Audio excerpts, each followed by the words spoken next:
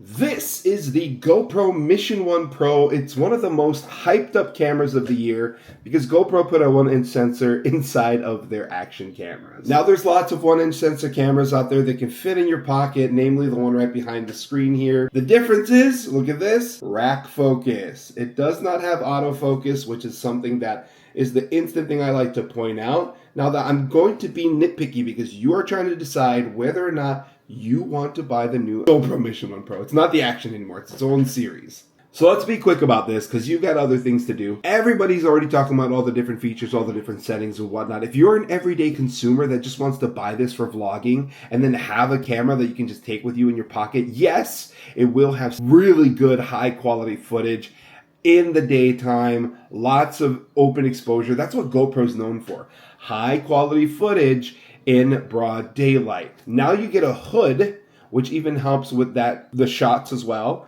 You do want to get an ND filter if you want to be able to do customizations and all those other things and have more of that cinematic look. But if you guys are just taking this thing for point and shoot, maybe you're going around the zoo, maybe you're going to go swimming, maybe you got a trip to a tropical location, or you just want to go hiking, this camera is convenient to have in your pocket and it's very durable. But I will let you know, you will need to buy a few things with this purchase. You need 1, a micro SD card. 2, ND filters. 3, you might want to get another battery. Even though this new updated battery does supercharge really fast, 5 minutes, you've got a whole bunch of video shooting. But still, you do need to get a micro SD card. You do need to make sure that you get a whole bunch of different brackets. Because in the box, you ready for this? A whole lot of paperwork, right? And a couple of stickers. And of course, ready? An adapter, helmet mount, and a corkscrew. That's it. There's nothing else. I'm trying not to be a negative Nancy, but I am also trying to make sure that you are well informed about what you are paying for when you buy one of these bad boys. See, back in the past when I've bought GoPros before, the reason why I complain about this a lot is because GoPro used to send you one of these. That's not included this time. You don't get a hard shell awesome case where you can put all your stuff and all your gadgets inside of and keep them all in one safe place. You pretty much get the camera. That's what you get. A few little adapter pieces. That's it.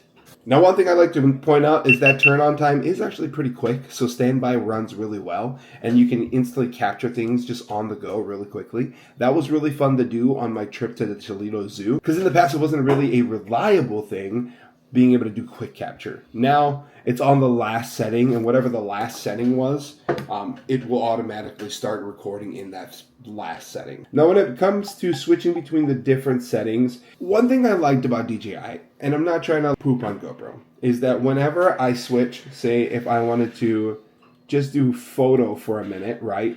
I can have photo on, and then usually I want to quickly switch back to my favorite, and I'll just click the button one time, and it'll switch me back over to my favorite. Not the case here. I have to click through every single one of them to be able to get back to my favorite. So if I'm at photo and I want to get back to the video that's my favorite, I got to click it and then keep on clicking until I get there.